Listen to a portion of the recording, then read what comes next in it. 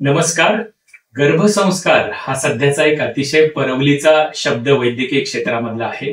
बऱ्याच जणांना वाटतं की गर्भसंस्कार म्हणजे केवळ एक वेगवेगळ्या प्रकारचे दावे केलेले असतात. परंतु सध्याचं आधुनिक शास्त्र सुद्धा सांगतं, याच्यावर प्रचंड संशोधन झालेलं आहे की ज्या आई वडिलांनी प्रेग्नन्सीमध्ये त्यांच्या गर्भसंस्काराची ट्रीटमेंट ही व्यवस्थित घेतलेली आहे, तर त्यांच्या संततीमध्ये याच्यामध्ये ट्रिमेंडस परिणाम फायदे झालेले दिसून येतात.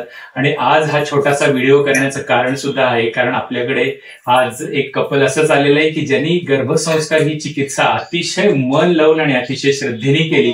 आणि आज त्यांची मुलगी जी आदिरा आहे, अतिशय क्यूट मुलगी आहे, ती अतिशय रिस्पॉन्सिव्ह आहे. तिच्या डोळ्याकडे बघितलं की लगेचच जाणवतं की तिच्यामध्ये थोडासा एक बौद्धिक स्पार्क सुद्धा आपल्याला जास्त प्रमाणामध्ये दिसून येतो. तर रेवा, तुला मी विचारेन की तू या चिकित्सेकडे मुख्य वळली कशी, म्हणजे तुला कसं वाटलं की गर्भसंस्कारी चिकित्सा घ्यावी किंवा आयुर्वेदाकडेच मूळ तू पहिल्यांदा कशी आलीस ते सांग मला. खूप ॲलोपॅथी वगैरे ट्राय केलं, पण त्याने साईड इफेक्ट्स होतात. आणि आयुर्वेदिक एकदा काकू मला म्हणाल्या की तू पिंपल्ससाठी एकदा येऊन तर बघ. तर मी आले आणि मला पहिल्या महिन्यापासूनच एकदम ड्रास्टिक चेंज मिळाला. आणि मग ती स्किनची ट्रीटमेंट पूर्ण केली. त्या स्किनच्या ट्रीटमेंटमध्ये मी रूट्स पासून माझं रूट कॉज झालं, एकदम कम्प्लीट झालं माझी स्किन.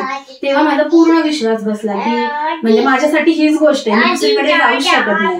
मग मी जेव्हा प्रेग्नेंट राहिले नॅचरली, त्याच्यानंतर मग मी प्रेग्नन्सीमध्ये सुद्धा हीच औषधं कंटिन्यू केली पूर्ण 9 महिने. सरांनी जशा पद्धतीने जशी औषधं सांगितली तसं सगळं फॉलो केलं. एक्सरसाइज पासून सगळं रुटीन फॉलो केलं. सर सगळं डिटेलमध्ये सांगतात की औषधं कशी घ्यायची, कशातून घ्यायची, एक्सरसाइज कसे करायचे, काय फॉलो करायचं, कसं फॉलो करायचं डिटेलमध्ये सांगितलं. वेळोवेळी मी काकूंना फोन सुद्धा केले, त्या एनी टाइम अवेलेबल असायच्या. सो त्यांनी मला खूप हेल्प झाली. आणि आता पोस्ट प्रेग्नन्सी सुद्धा काकूंनी मला सांगितलं की काय घ्यायचं काय नाही, बाळाला काय द्यायचं काय नाही. आणि आम्ही जेव्हा माझ्या बाळाला जेव्हा आम्ही कुठे बाहेर नेतो तेव्हा ती सगळ्यांमध्ये वेगळी उठून दिसते. सगळी लोक सांगतात की तिच्यामध्ये काहीतरी एक स्पार्क आहे किंवा ती प्रमाणाच्या बाहेर हुशार आहे. आम्हीच कधी कधी शॉकमध्ये असतो की ती एवढी हुशार कशी काय, कारण आपल्याला जेनेटिक मध्ये असणं समजतं. आणि औषधांनी जो फरक पडलाय, कारण त्या बाळाला पोटात असल्यापासून जे संस्कार मिळाले. इव्हन मला काकूंनी गाणी सुद्धा काय आहे तिथपासून सांगितलं होतं आणि मी तिथपासून फॉलो केलं होतं. त्यामुळे तुम्ही जर कट टू कट फॉलो केलं तर तुम्हाला त्याचा कट टू कट रिझल्ट मिळतो. आणि आमचा रिझल्ट इथे समोर आहे. नाही, याच्यामध्ये तुमच्या दोघांची खरंच परिश्रम आहे, आम्ही सांगतो, पण बऱ्याच मी कधीच औषध स्किप नाही केलं, कधीच नाही. आणि जसं सांगितलं तसं फॉलो केलं.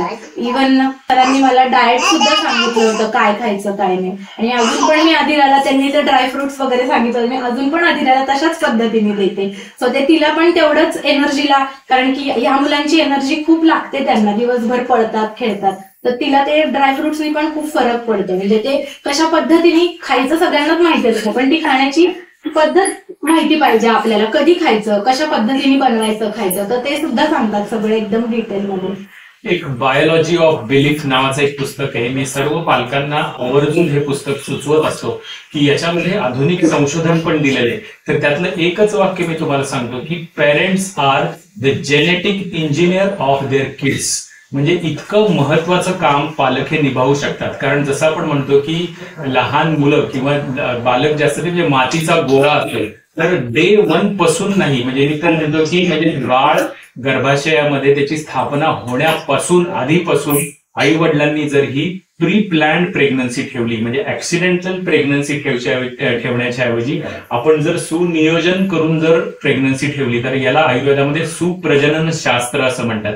की व्यवस्थित आपण प्लॅनिंग करून जर प्रेग्नन्सी ठेवली आणि तसं नियोजन केलं, तर आयुर्वेदामध्ये प्रेग्नन्सीच्या आधीची औषधं प्रेग्नन्सी राहिल्यावर दर महिन्यामध्ये आयुर्वेद असं सांगतो की पहिल्या महिन्यामध्ये रसधातू, रक्तधातू याप्रमाणे सप्तधातू जसे जसे निर्माण होतात.